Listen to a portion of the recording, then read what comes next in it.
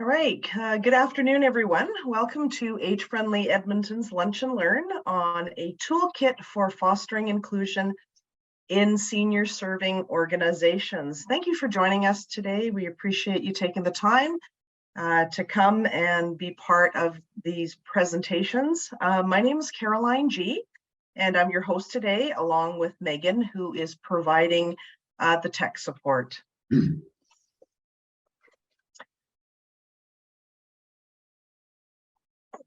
There we go.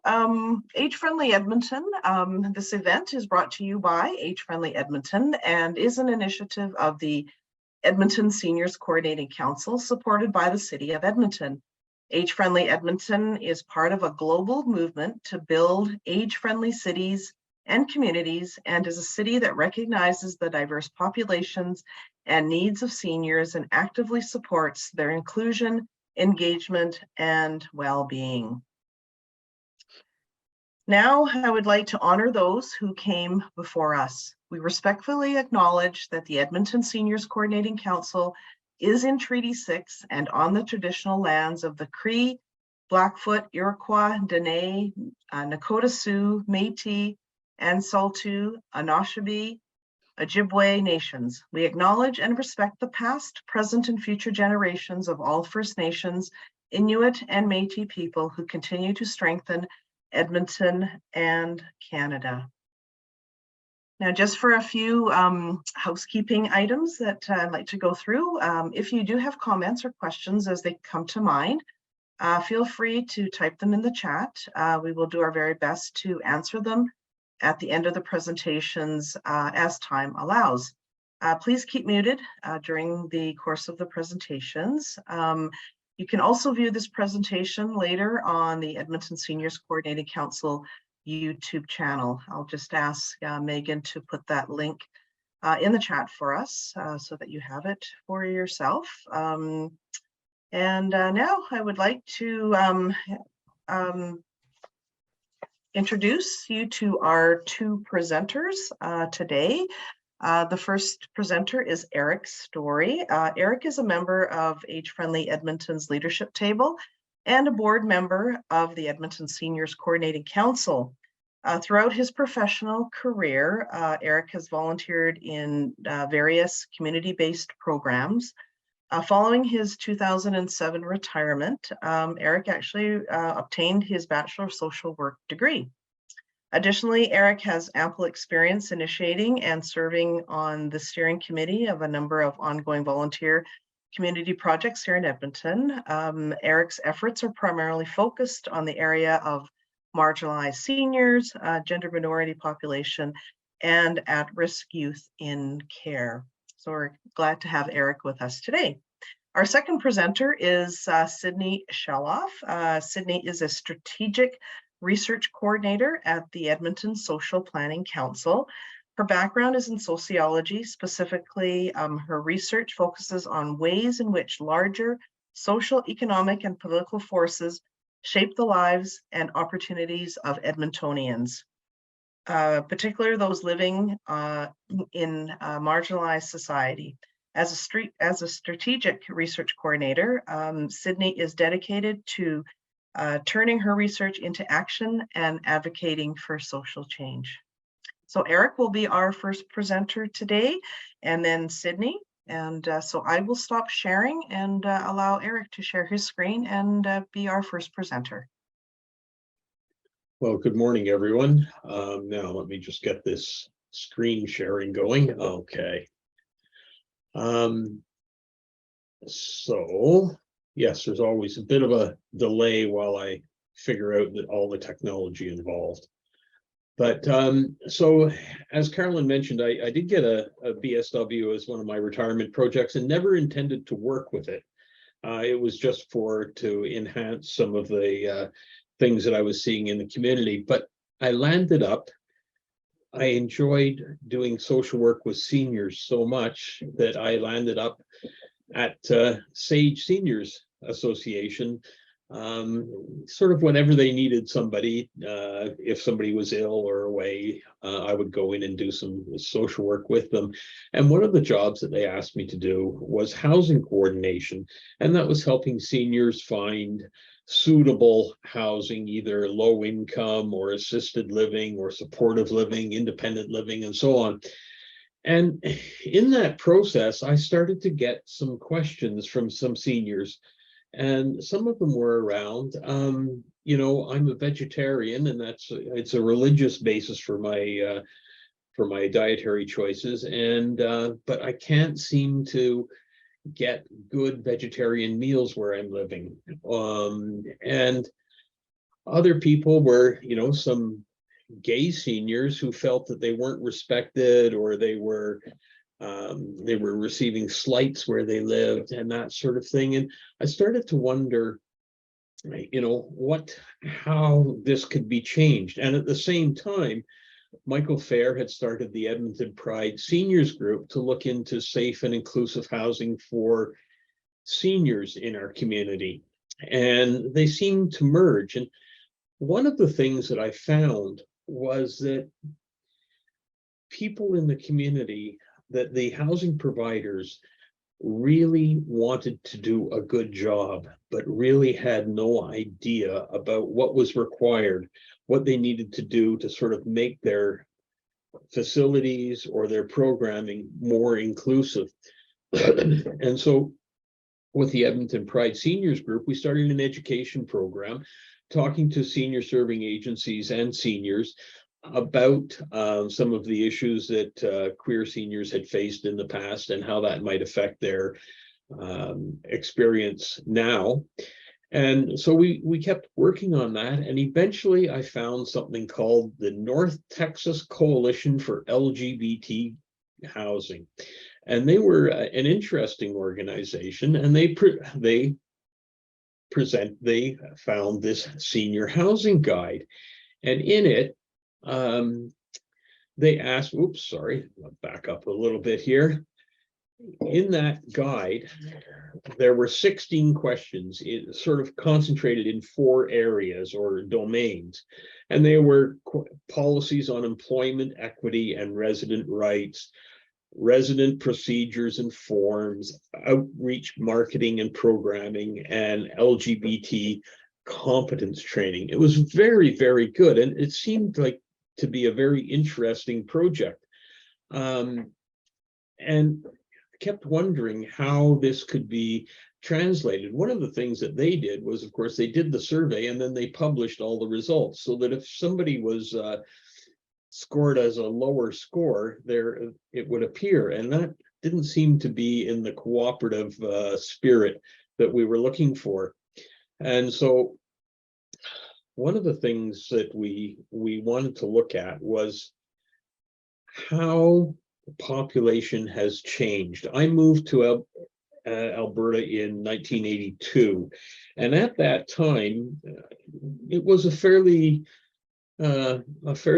homogeneous population.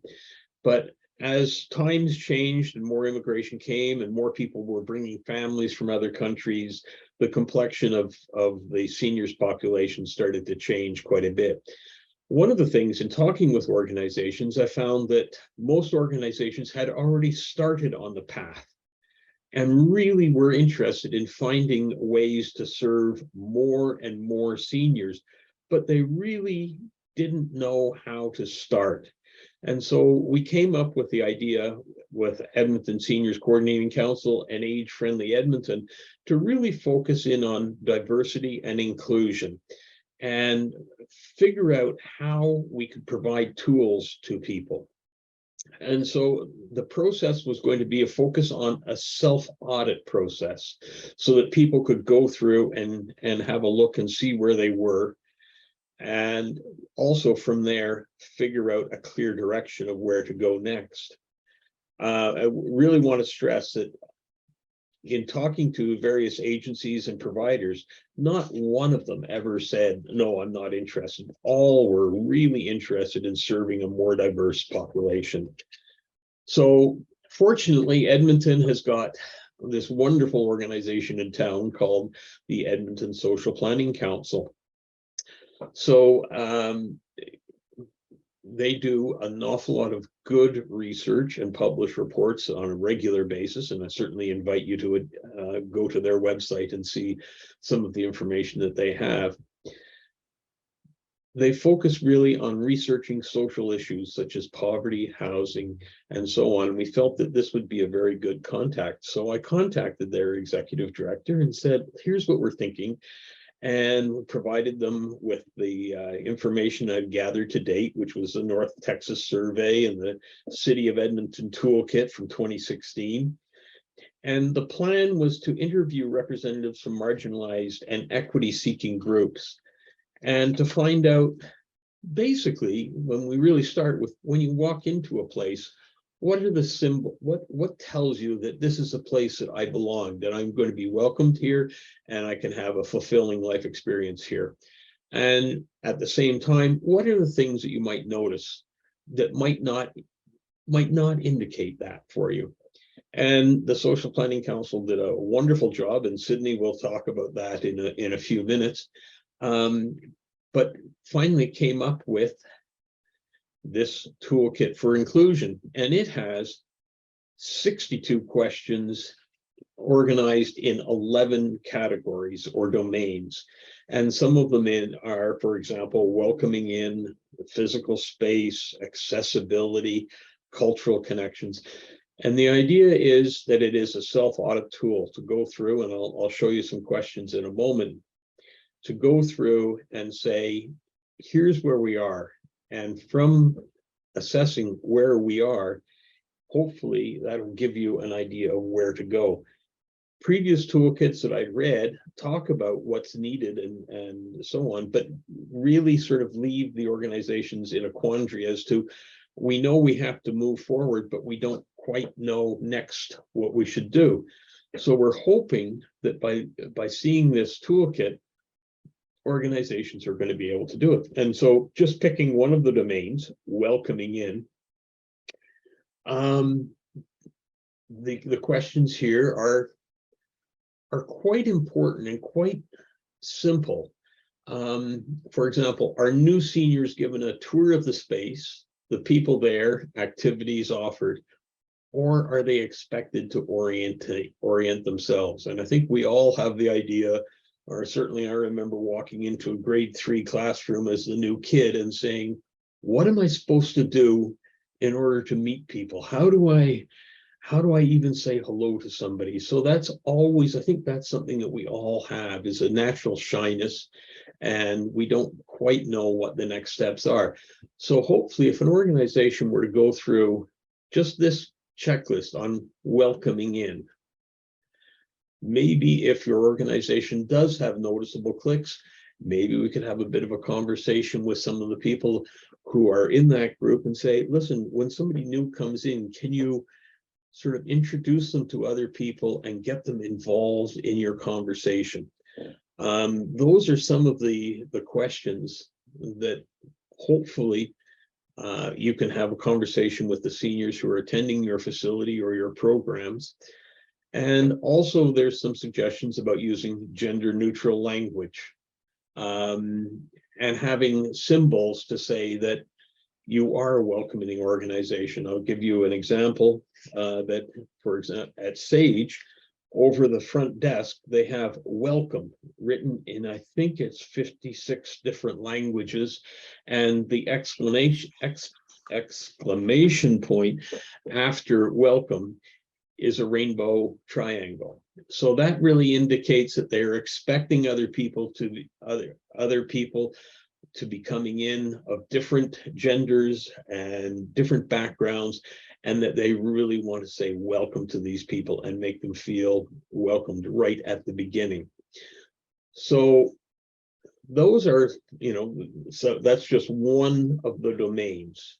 And hopefully you could go through and say yes, no, yes, no, yes, no. Maybe pick one or two where we're going to work on next year. If an organization is very advanced, maybe they could go through and answer the scale their responses on a 1 to 5 or something like that. It is an ongoing progress. Nobody is going to be inclusive one and done, and we never have to look at it again. As we learn more and more people come to our country and experience this great culture that we have, things are going to have to change and we're going to have to adapt. And what we're hoping is that this toolkit will give people a guideline where to go, how to start that process. So with that, I will stop sharing my screen if I can. There we are. And I'll hand it over to Sydney. Hi, great, Eric. Thank you. I just need a second to get mine up.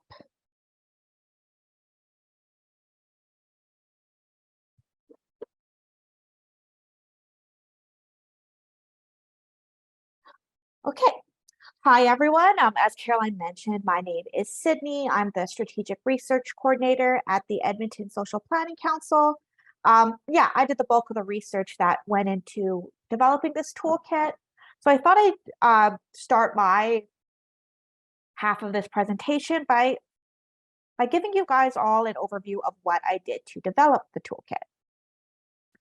So the first step was a literature review. This review really looked at three overarching things. First, I wanted to look into the factors that cause social isolation and the negative effects it has on seniors' lives. The intention of this was to provide a background on the importance of this toolkit, as well as to identify some common barriers to inclusion that could be addressed through this toolkit. The second question looked at what diversity and inclusion means in a broad context.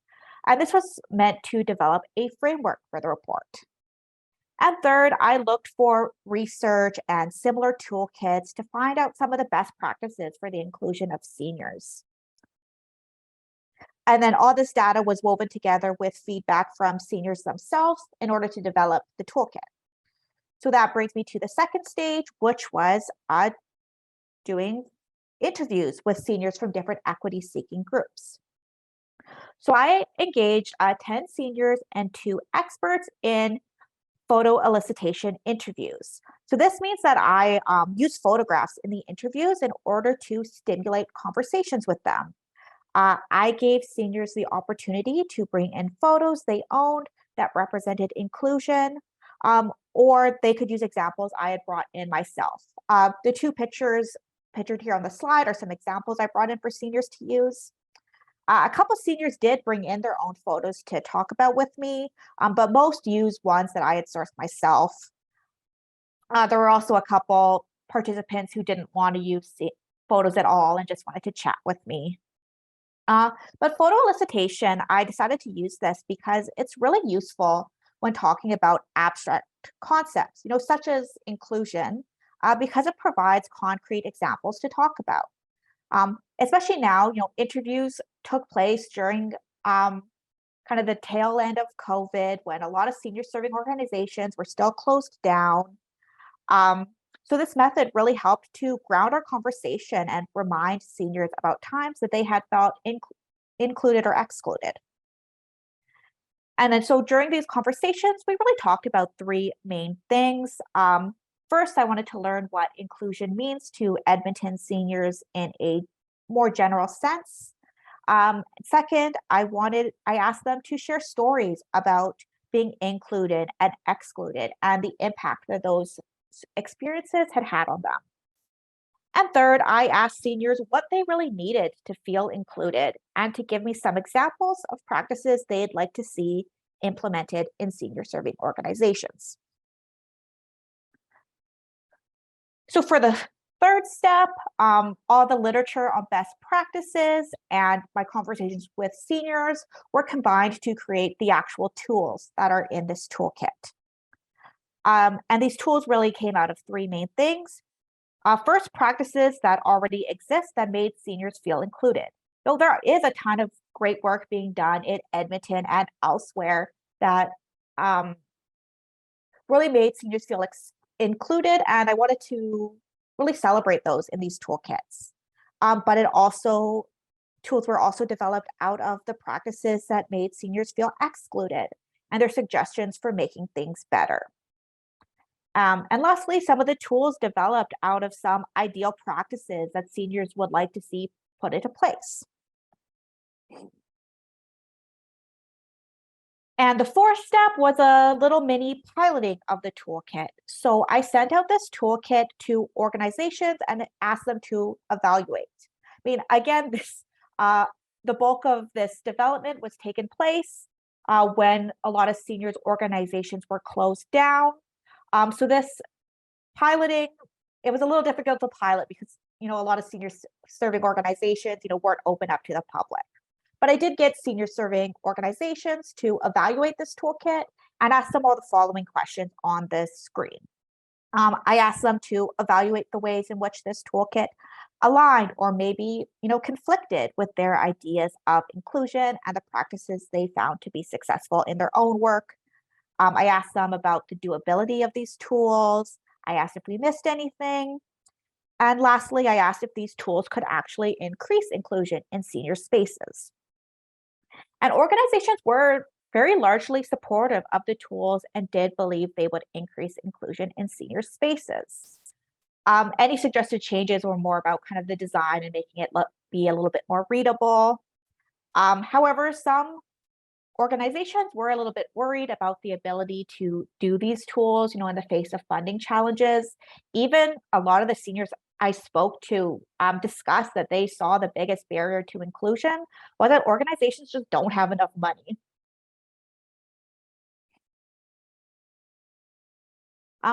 So yeah, now I'm going to get a little bit into what I found throughout this whole research process. So first of all, what does inclusion even mean? I've been using this word a lot, and it really means different things to different people. But for the toolkit, we use this following definition, which I have taken from the Center for Race and Culture, and was really echoed in a lot of my interviews. So inclusion means valuing the differences in the community and actively seeking out different perspectives. It means looking at how we might do things differently to benefit all members of our community. Now, there are many diverse groups of seniors in Edmonton who may feel excluded from mainstream senior serving organizations. This includes Indigenous, immigrant, racialized, 2S LGBTQ+ seniors, and all the intersections between them. All these groups are different, so they may need different things to feel included. And it's also important to recognize that there is a ton of diversity within all these groups. Now, because of this, it would be almost impossible to create a set of tools that would specifically welcome in each of these different groups. So instead, I decided to look at the policies, practices, and procedures that create welcoming and inclusive environments. So a key concept in this is cultural competency, which is the process by which individuals and systems respond respectfully and effectively to people of all diverse backgrounds in a manner that recognizes, affirms, and values the worth of individuals, families, and communities, and protects and preserves the dignity of each. Now, it is not about having knowledge about every culture and group of people out there. I actually think this would be impossible to know all that.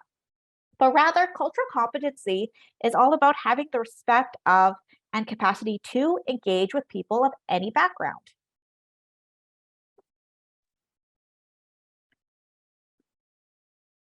So as I'm sure you noticed, this toolkit addresses a lot of different domains. Eric already gave an example of a domain in the toolkit, and I'll go over one momentarily. But I wanted to go over some common themes I noticed throughout all my interviews. Like I said, seniors did identify a lot of great work that different organizations across the city are doing. And many of them did, for the most part, feel pretty included, but they also noted there is quite a bit of room for improvement. A lot of these seniors I spoke to really just want opportunities to connect and meet new people. But sometimes the policies, procedures, and processes within senior serving organizations can prevent this. Whether that be internal policies that do not take the needs of equity-seeking seniors into account and unintentionally excludes them, or maybe a lack of policy that specifically addresses the needs of certain marginalized groups. It could be programming that is based on a narrow idea of what seniors can do, or maybe even the overall culture of an organization that makes people uncomfortable to be their full selves. This toolkit will allow senior serving organizations to evaluate all their policies, procedures, and processes and adapt them so that they are more inclusive. Now, I wanted to take a moment to really focus in on organizational culture because that was a theme that popped up a lot in my interviews. Inclusion was often talked about as a kind of like a general atmosphere in organizations. And this is largely because inclusive, or by the same token, exclusive practices are embedded in almost every element of a senior serving organization. From the way the space looks, to the programs offered, to the ways that clients, staff, and volunteers interact with each other. These all work together to create a particular environment or culture. A few seniors said that they can just kind of sense when a space is inclusive or not. And this really indicates to me that it is noticeable when an organization prioritizes inclusion.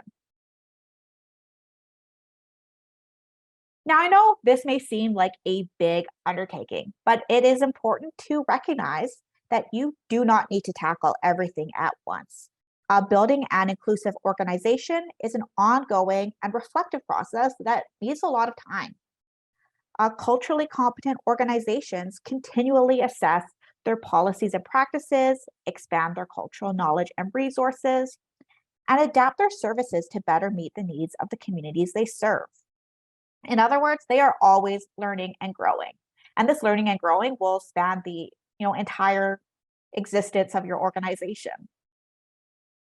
And a key way to achieve this is by regularly checking in with the seniors who use your services and asking them what they need. Your clients are your most important stakeholder in this. And now with that, I am going to take a deeper look at one of the sections of the toolkit, which is cultural connections. So as Eric was kind of talking about earlier, Edmonton is a really diverse city. As of the 2021 census, Indigenous people make up 6% of Edmonton's population, and racialized people make up 43%. So it is really important that senior serving organizations celebrate this diversity. Some seniors really felt like the majority of the time they were accepted by senior serving organizations. Others, however, continue to experience racism and exclusion. Some described more covert experiences of racism. No one outright rejected them or were mean towards them, but they never truly felt fully safe in senior serving organizations and felt like they had to hide certain elements of themselves. Others described experiencing really overt racism, such as slurs directed towards them, racist comments, and microaggressions, and just overall feeling excluded within senior serving organizations. Now, it is essential that senior serving organizations create safe environments so everyone feels safe to be their full selves. The cultural connections section of the toolkit describes the way that senior serving organizations can create opportunities for seniors from different racialized and cultural groups to create deep connections, and in the process, address discrimination within your organization. So one large barrier to inclusion in senior serving organizations is the idea of cliques. Eric kind of touched on this a bit earlier, but a lot of seniors described how when they entered a new space, they noticed that there were already these pre-established and close-knit small groups of seniors, and they didn't really feel comfortable inserting themselves into these groups that were already so close. And this was especially an issue for seniors from marginalized groups because they couldn't tell which of these small groups they would be safe with. Now, it's important to note that sometimes these cliques can be a protection mechanisms.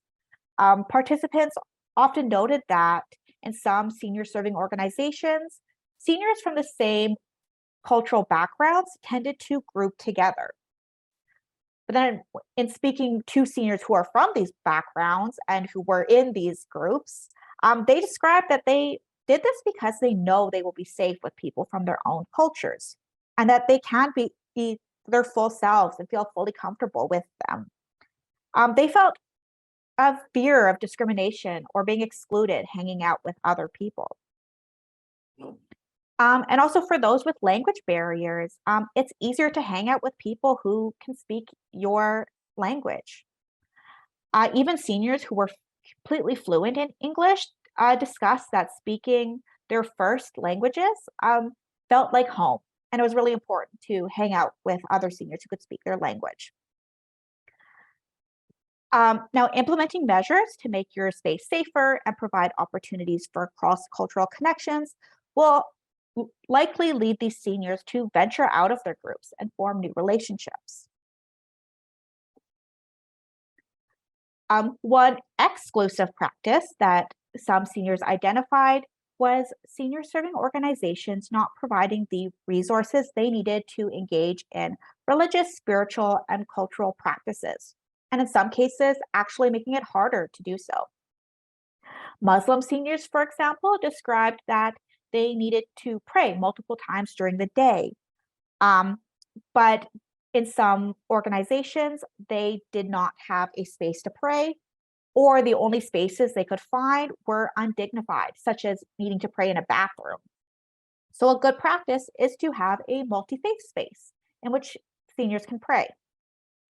It was also noted that it is important to offer the materials needed to engage in cultural practices, such as material to smudge. And lastly, if you are an organization that offers food, you should ensure that you have options that are halal, kosher, vegetarian, or vegan, and respects the food-related cultural practices.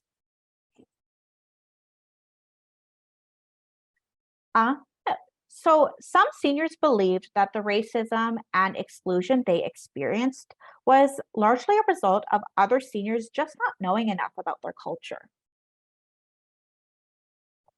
Even those who did feel accepted felt like more could be done to teach seniors about their culture. And indeed, many of the seniors I spoke to described that they both loved learning about other cultures and teaching about their culture. They wanted to share foods, artwork, crafts, games, and other practices, and to learn from other cultures as well. So senior serving organizations may consider organizing culture sharing activities. Those seniors could take turns cooking lunch for their fellow seniors, showcasing food from their country of origin. Or alternatively, you could try catering food from a bunch of different restaurants across the city. Have senior volunteers lead a class in which they teach a craft or a game from their country of origin. Several of the seniors I spoke to said that they would absolutely love an opportunity to do this. One senior discussed that many organizations are already hosting field trips, so they could host ones to Indigenous ceremonies, such as powwows or round dances. You may also consider hosting events on important holidays and awareness days, and allow people from those cultures to, educate their friends on the importance of those days. Now, of course, we recognize that doing all these activities can be difficult, time-consuming, and expensive to do, and your employees may not necessarily have the capacity to do these things. So you may consider collaborating with different cultural organizations in the city so that seniors can access programs that is culturally relevant to them. You may also want to offer educational resources seniors can pursue at their own pace. For example, one senior suggested displaying a map of Canada showing all the treaty and Métis settlement borders. Or you may just want to purchase a bunch of books and other media about different countries and cultures.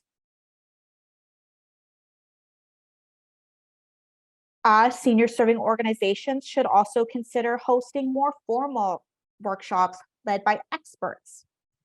workshops on things such as equity, diversion, and inclusion, ingrained bias, bullying, and anti-racism, so that everyone knows why these things are important and have the tools needed to address them.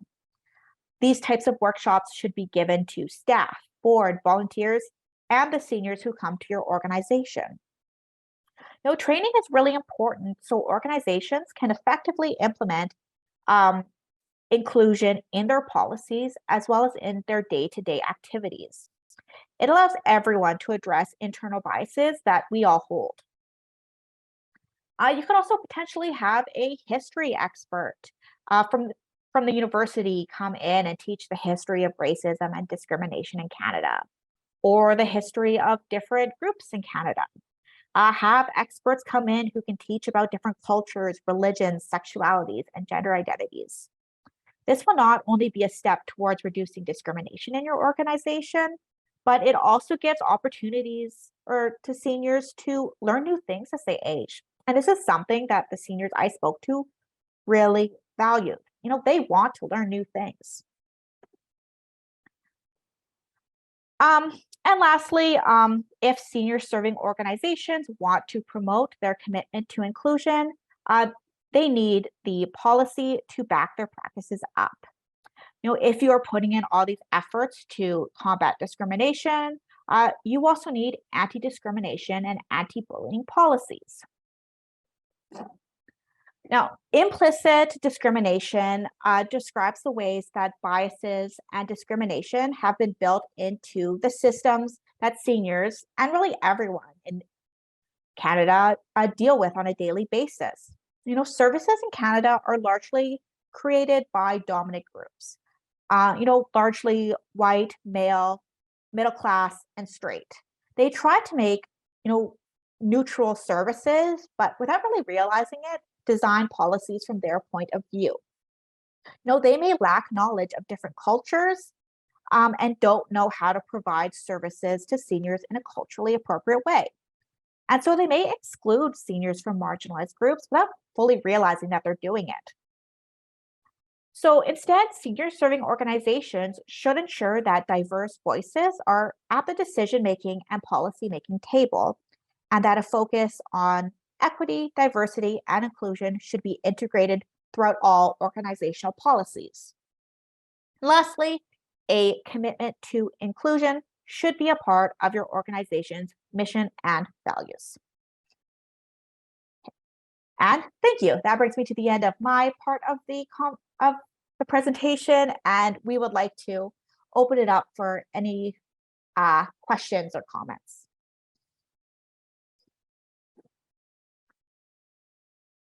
Wonderful. Thank you very much, Sydney and Eric, for your excellent presentations. And as Sydney indicated, we do have time now for some question and answers. I think there were two really excellent questions in the chat. We'll probably start with that. But if you we'll answer those two questions that are in the chat, and then what we'll do is if you could raise your hand just using the function at the bottom of the screen, then we can allow you to ask your question afterwards. So let's start with the first one that came forth in the chat. I think maybe we'll direct this one to Eric or Sydney, whoever wants to answer this question. If you do not have a diverse population, how do you encourage other cultures to join? So who would like to answer that question? I see Eric holding up his hand. So go ahead, Eric. I think, this is a challenge. And if you've always had the same group of people attending your programs or your space, it's difficult to break up and say, how do we attract more people? But I think the start would be, and really, I encourage you to read through this toolkit. Just an aside, the Social Planning Council did a wonderful job. We started this whole project just before COVID started. And then they had to do interviews and so on. So I just wanted to throw that in. I really appreciate the job that the Social Planning Council did. But I would say go through the toolkit, answer all those 62 questions, make your plans of how are we going to have our organization as an open and welcoming space, and then perhaps approach a different group of people other than the people who normally attend your program through multicultural health brokers, through any one of different agencies in town that deal with different populations, the Edmonton Seniors Pride Group for GLBTQ seniors. All of those groups, I'm sure, would be really wonderful to talk with you. But I think it's important to do your homework first, to grade yourself. How are we doing? How can we improve some of the things that we're doing first before we start going out and doing outreach? Excellent. Thank you, Eric, for that. Thank you. I hope that answered your question, Janice. Now there's a second question in the chat, and I'll just read it out loud. Is there a checklist or survey that a family could fill out before being onboarded into a continuing care organization to give that organization, such as a long-term care center, a heads up on their cultural needs? So is that another one, Eric, Sydney? Ooh, that's that is a toughie. It's sort of like asking me what you need to know about me. And it is a challenge, and one of the things might be to make a checklist about what are your religious practices, rather than asking, and as a gay man, this happens all the time, you know, and you're married, what's the name of your wife? Instead of that, maybe saying, who's important in your life?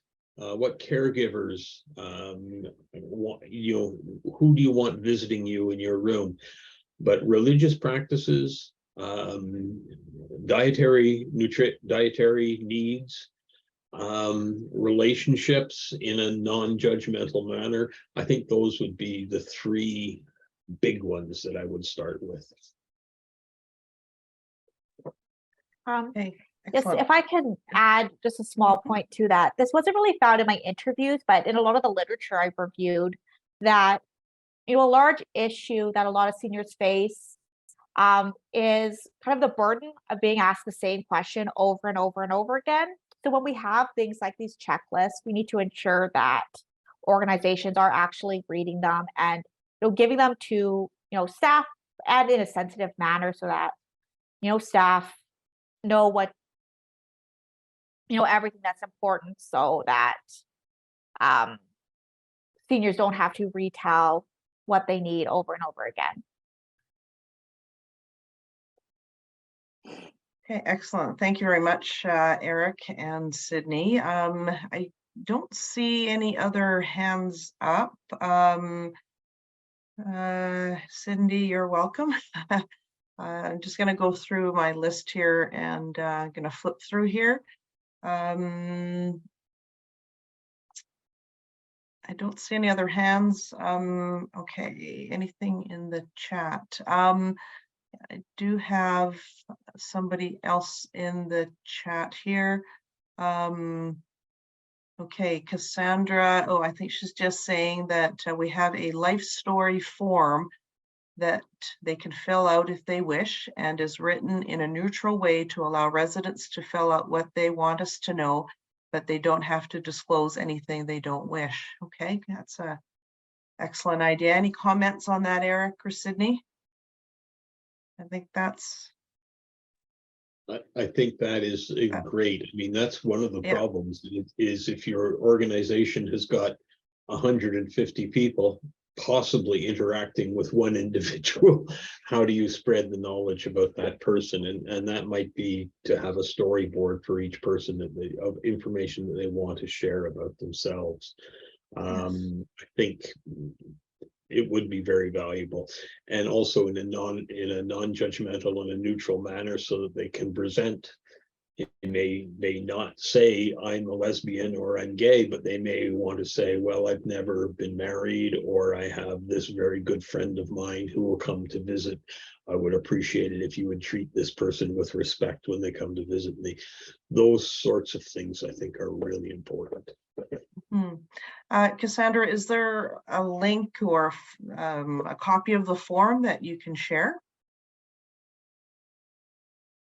with us? Cassandra, are you still with us? Oh, I'm not sure. Anyways, we can follow up with Cassandra and see if we can get a copy of that survey or form that she's referring to. So thank you for that suggestion, Cassandra. That's awesome. We have a few more. Okay, Cassandra's response, I don't have a personal copy I can share. However, if you Google life story forms, you can combine to make your own. Okay, perfect. And she didn't have a mic. Okay, yeah. Thanks very much, Cassandra. Right. It also looks like the Sheris Wong shared a link that looks like a very similar form that could be, used or adapted. Right. Okay, great. Thanks. Thank you very much. Yes, from the Alzheimer's Society. Great. Thank you very much for that. Awesome. Great resources, everybody. Okay. Any other questions? Well, I noticed Constance asked, our senior group has biases, where to start? Which I can quickly tackle. I think everyone out there has biases. I think it would be hard to be a person who has absolutely no biases, but I think the most important thing is to be able to recognize the biases you hold and, make a conscious effort to address those biases. Notice if you go online, you can probably easily find like anti-bias like workshops that you could take to interrogate your own biases, do these kind of worksheets or, courses. I think there are courses in Edmonton as well who could guide you through this process. And yeah, things like this should be taken through, sorry, I'm a little tongue-tied right now, but like staff, volunteers, board, the seniors themselves can all take these kind of workshops or like a guided seminar or something like that. Yeah. If I could just add on to that, I think one of the things that I like to stress when I'm talking to people is just respectful conversations. If you were walking past a group and you heard a comment, would you feel that that comment was offensive to you or to your friends? And if so, maybe that's something. So the other thing from years of working is you don't call out somebody in public. If you notice somebody making a remark that might be hurtful or offensive to somebody, perhaps pull them to one side and say, listen, perhaps you don't understand that this might be very, very hurtful to that individual. Please try to avoid using that terminology or that phrase in future. I think that's it. And it's just gradual. And it's one of the things is that we need to change. And that we need to recognize that change happens. Not everybody has the same opportunity to. I grew up in the 1950s when there was very, very strong homophobic language used in the media, in the news, everywhere. I had a chance to challenge that because I'm a gay man. Someone who grew up in rural Alberta who never knowingly met anybody who was gay or lesbian or trans may not have had a chance to challenge some of the assumptions that they heard. So, I used to be a very strong person, like you can't say that. Right now, I've evolved more into let's just have a respectful conversation. Let's talk about what those words mean to various people, what they mean to you, and how can we sort it out. sorry, that went on a long time. That's excellent. Thank you very much, Eric. There's one more comment in the chat. She's interested in the workshops and courses you reference. Where might I find a list of these resources? I think that might be Sydney. You could take that one on. Yeah, I mean, I know there are tons of them out there, but I think CFRAC, the Center for Race and Culture here in Edmonton, is a really great resource, and they have tons of different training opportunities. I will post a link to them in the chat here. I think that would be a good place to start. Great, awesome. Thanks very much, Sydney. I hope that helps Marilyn, who asked that question.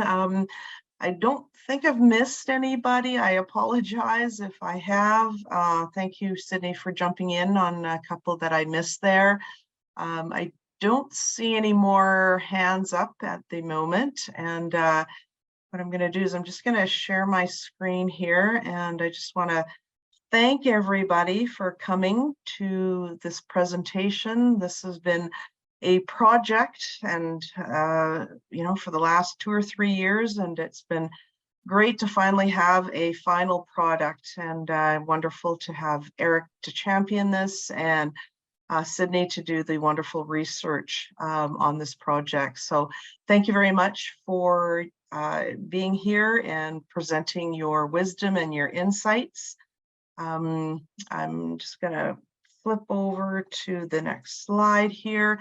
I just want to promote a couple of things. The next Age-Friendly Edmonton Lunch and Learn is Wednesday, April 19th from noon to 1 p.m. And the title of this panel discussion is Ageism in the Workplace. And you can always get more information on ESCC's website and in our link letter, or follow us on social media. If you go to our website, you can always find out all the latest information on our upcoming lunch and learns at seniorscouncil.net lunch and learns.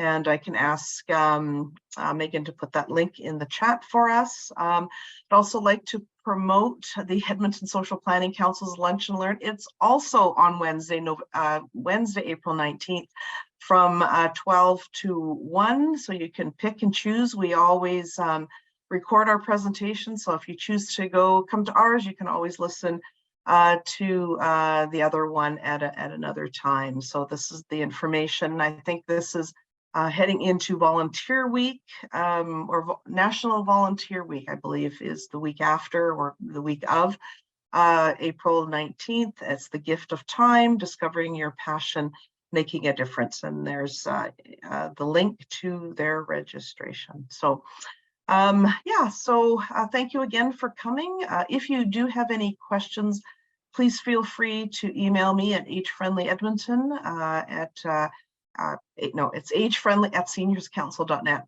pardon me. Also, a short survey about this event will also be sent out. I'll put a link in that email to you in terms of where the video is up on our YouTube channel. And thank you for taking the time to complete the survey. And yeah, that's about it for today. And I look forward to seeing you all at our next Lunch and Learn in April. Yeah, take care and have a wonderful day.